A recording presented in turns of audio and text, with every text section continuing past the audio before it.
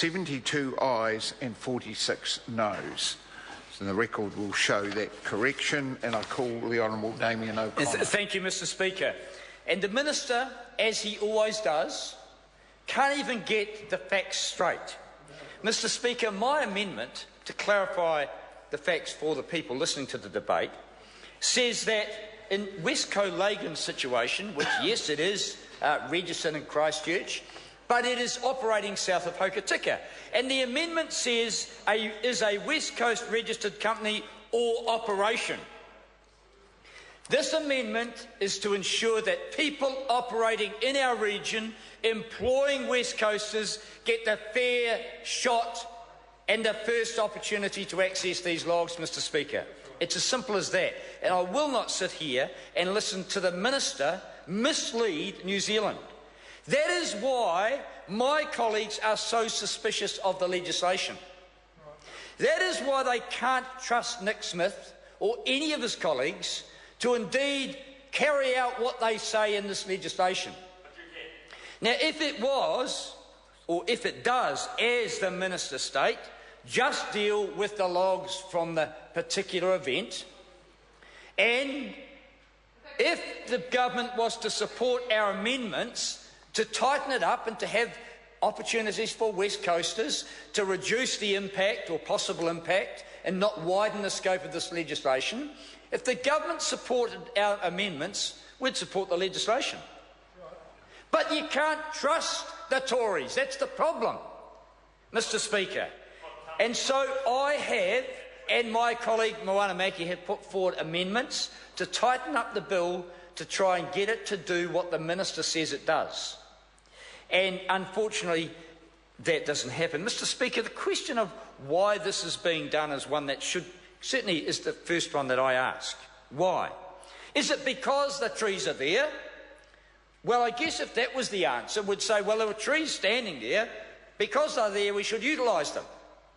And because they're on the ground, we should utilise them. It's not a good answer. The more likely answer I would like to hear is that there are benefits from this and there are no adverse consequences, which I personally believe is the possibility. The problem is, on the benefit side, they don't necessarily accrue to the West Coast. And on the other side of the impacts is that, well, my colleagues are suspicious and want changes made to do what the Minister says, that is to minimise the impacts, and it is possible, through helicopter logging, through minimal soil disturbance. You can do this as long as it's safe, and the legislation makes reference to safety, but then it includes exemptions to the RMA. So my colleagues are wary, suspicious, and do not trust the Tory government to protect the conservation estate. Mr Speaker, on balance, I think there are potential benefits from this, but without my amendments being passed through, there are no guarantees for West Coast. And indeed, isn't that what the Minister and his colleague said when they spent the $6,000 to fly down in a helicopter and get the photo opportunity down there for the West Coast papers in particular? Oh, this is all about the West Coast. This is all about job opportunities. Never mind the fact you've taken 1,000 well-paid jobs from the West Coast through solid energy mismanagement. Never mind the fact that the legislation does not guarantee any jobs for West Coasters at all. No wonder my colleagues are suspicious. On balance, I have to err on the side of hope. Now, you might say I'm a little naive. You could say that because I'm a Catholic, that I'm, I rely too much on my faith. Well, yes, I do. Yes, I do. So, along with my colleague, and I appreciate Reno, who represents also the good people in our region, we have to rely on our faith. It is a bit risky. It is a bit risky, but I live in hope as well. And what I would prefer to do, and rather than the Minister misleading the House and New Zealand over... Oh, yes. misleading the House and the country over what my amendment said and what it meant. Mr. Speaker, anyone who has an operation in our region or anyone who has registered a company on the West Coast should have preferential access. That's what it says. Mr. Speaker, the economical benefits from this are possible, given proper harvesting methods, given the prevention or the attempt to prevent the collapse of the price in the marketplace, which is the second part of my SOP, Mr. Speaker.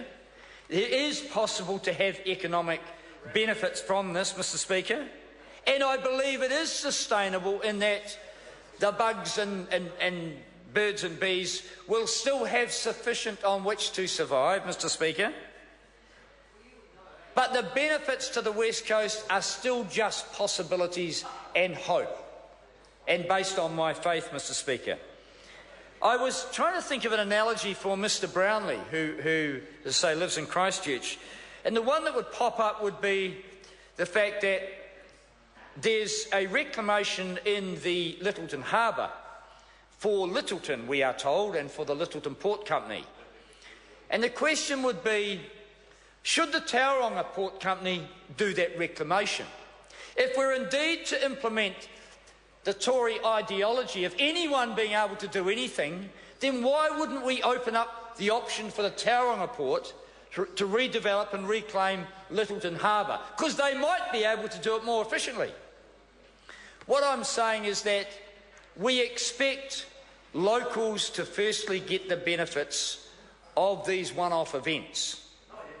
And I'm hoping, Mr. Speaker, that the National Party will see their way clear, will actually start to deliver on what they've promised, because I fear if the SOP doesn't pass, then the same old colonial, arrogant, pompous, dictatorial approach that has happened so often on the West Coast from people like the member at the back there, sitting on his chuff in Auckland or in Hamilton, telling the West Coast what to do. Mr. Speaker, I fear we'll end up with the same thing, because the helicopters will come from Rotorua, we know that, but we don't know where the logging gangs or where the trucks or where the sawmills will come from, because the National Party refuse to put in place a measure that will guarantee benefits for the West Coast. Mr. Ockenvold sits on his haunches in the back there. He's too scared to speak out against his colleague Mr. Smith and say, we need to guarantee West Coast jobs first.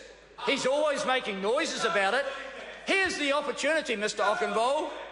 Back my amendment. Back my amendment that says jobs first for West Coasters and protection for the market that is small and fragile at the moment for Indigenous timber across this country. Mr. Speaker, I'll leave it at that, and I'll leave the challenge to the National Party to try and prove its so-called loyalty, but just to once again remind the House that all too often we get misled by statements by Nick Smith and by the National Party about what really happens here. Chris Ockenvold. I could speak at length in response